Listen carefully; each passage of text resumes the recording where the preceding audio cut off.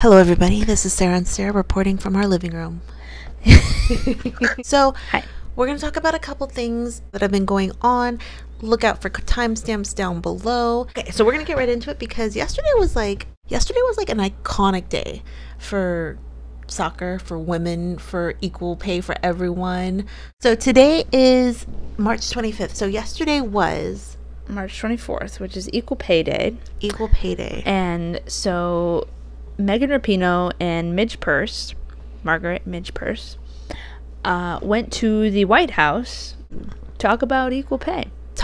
Speak about, Megan gave a great speech about how it has affected her, the women's national team, and about her in general as a professional athlete, and also just as a person who's a woman. A woman. Yeah. So, and kind of that was kind of the goal. It affects Midge and Pinoes, who is one of the most visible soccer players in the whole entire world, one of the most famous soccer players of all times for the United States.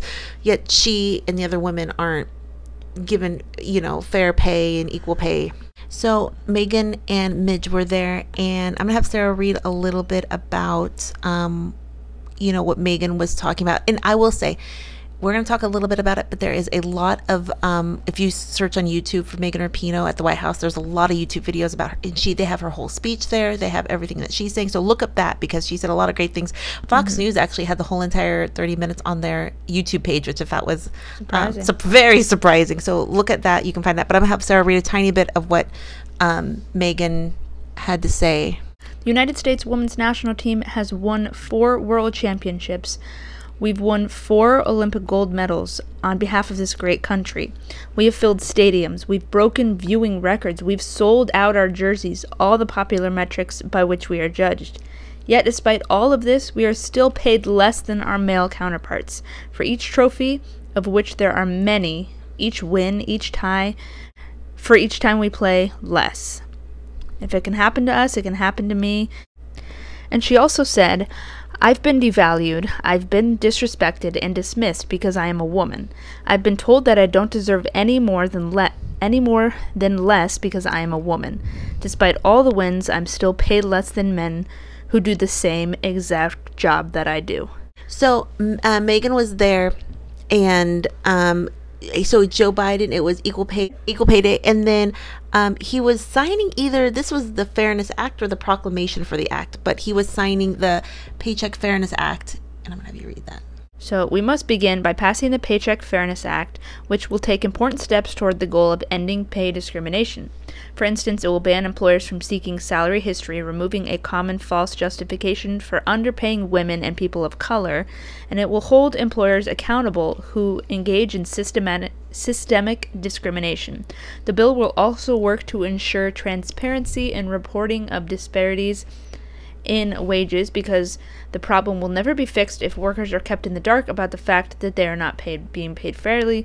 Relying on individuals to uncover unfair pay practices on their own will not get the job done. When pay data is available, workers can better advocate for fair pay and employers can fix inequities. Yeah, so I think that's what the bill is hoping to accomplish, or that's what's going to accomplish.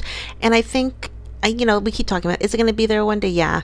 And do a lot of people still not believe that there's a problem? Yeah, that's also a big problem, not just with employers, but men and women. Your blinders off, people. Take them off. So they were there. We're gonna be flashing some of the pictures while we talk about this, but the pictures were iconic. You saw the pictures of Megan at she kind of did a speech. Did you see that, Sara? I did. She did a speech. Then here, I'm gonna show you. I'll play this video on the screen as me and Sara watch it. But they're her and Midge. Oh, the slow motion. Looking like a boss. My gosh, those suits. They look so good. Literally. They look so good. I only dream of being able to pull off a suit like that. They look so good. What? They just look, and so there's a cute picture in the Oval Office, and then we're gonna play it on the screen, but you can see they're doing like a selfie there. And can I just say, Midge Purce, smart lady. I know, brilliant. Went to Harvard. Here we go. Oh, you got a selfie? Okay. Yeah, just hold it. Selfie. All right, that's perfect. I love it. That is I think so it's a selfie. Cute. Pranking, I would say that's pranking the president and the first lady. She was pranking the POTUS and the FLOTUS. That was so funny because it's kind of... That was good.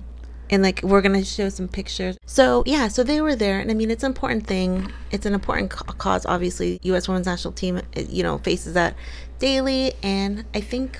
Not just, I mean, women all over the U.S., the world? The world, yeah. Yeah, women all over the world. And it's time we call bullshit on this.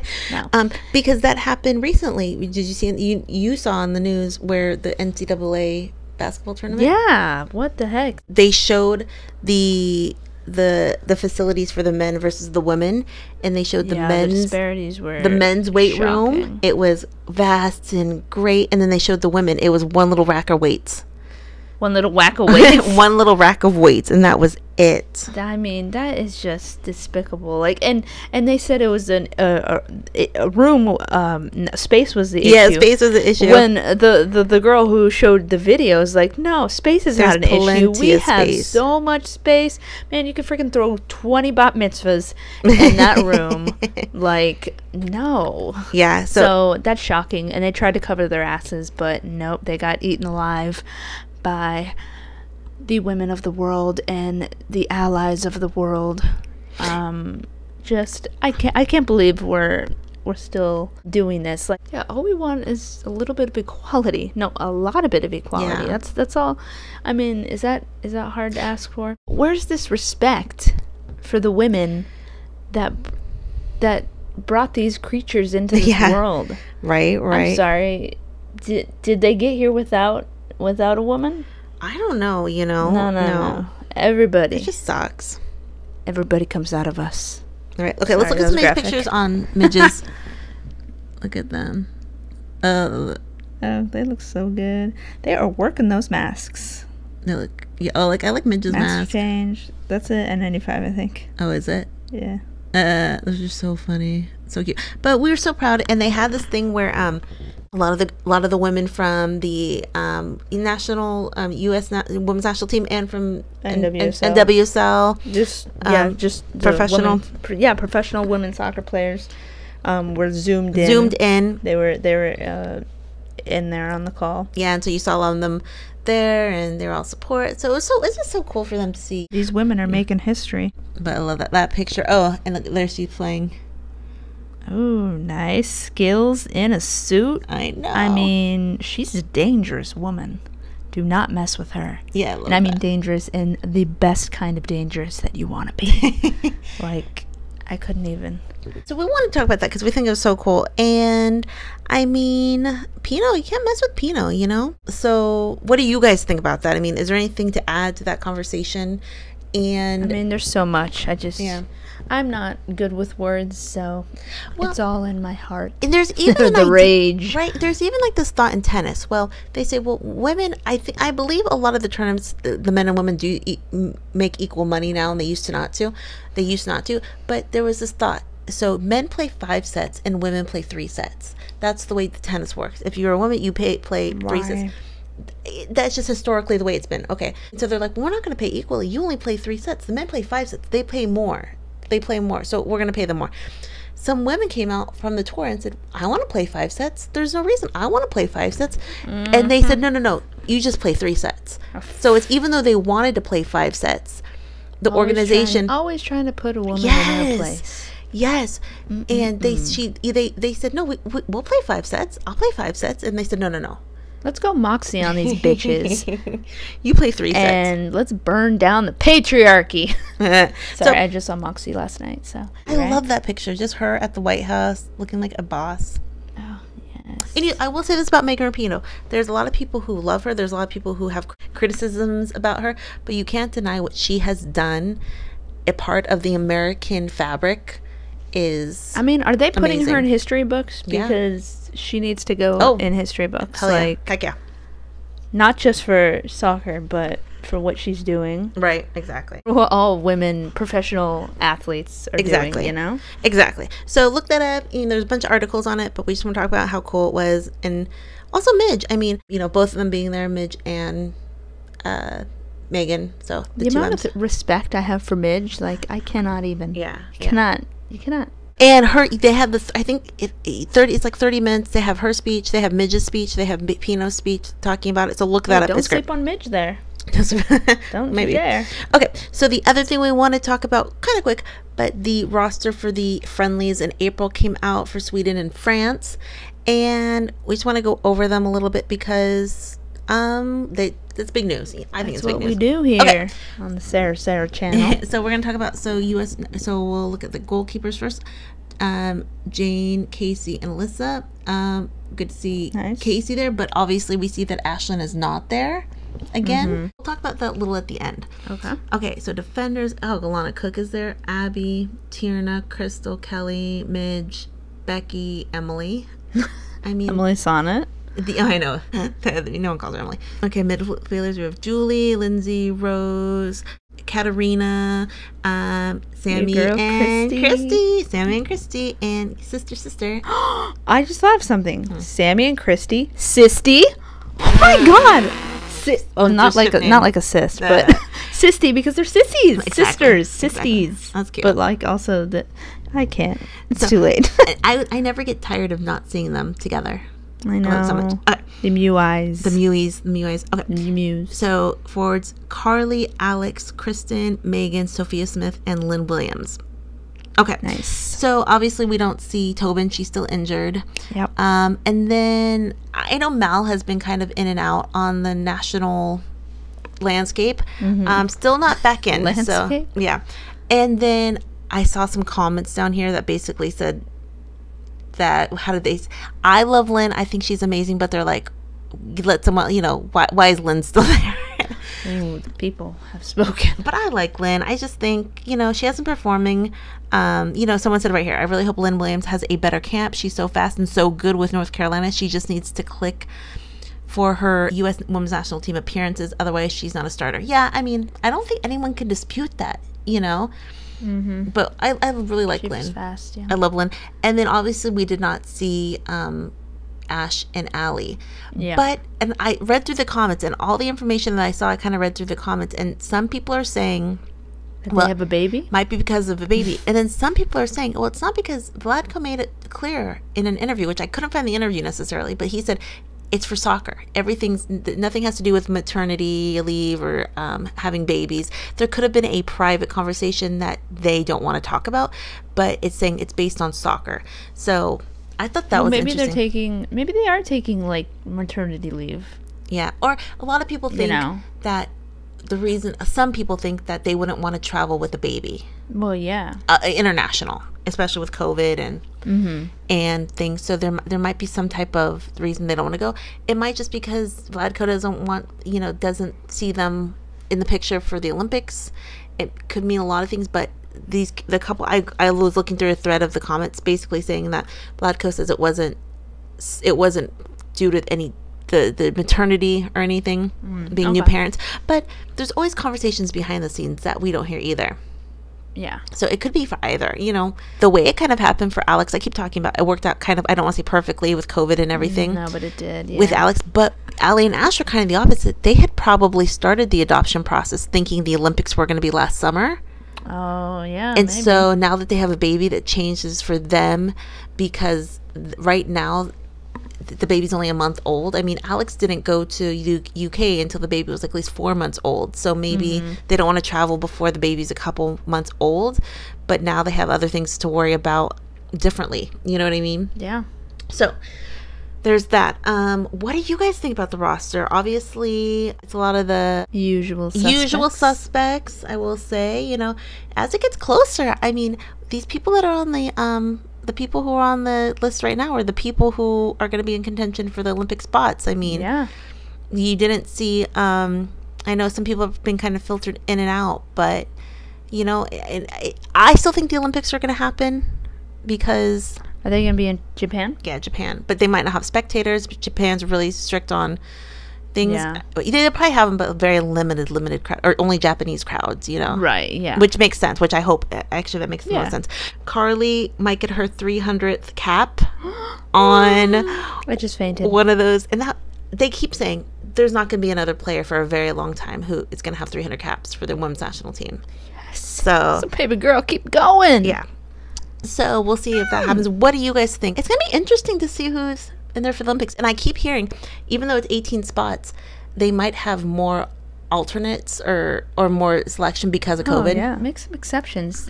The whole world is, Yeah. I feel like, making exceptions because of COVID. Exactly. So let's just change the rules of everything. Exactly. And yeah, let's invent a whole new world. Oh my God, please cut that out. That was really good, Terrible. Nasally. That was really good. Nasal. So what do you guys think of the rosters, or any surprises, omissions that you guys think? Who do you think should be given another chance, or another chance that we don't see often? Yeah, and should I audition for The Voice or American Idol? Both. JK.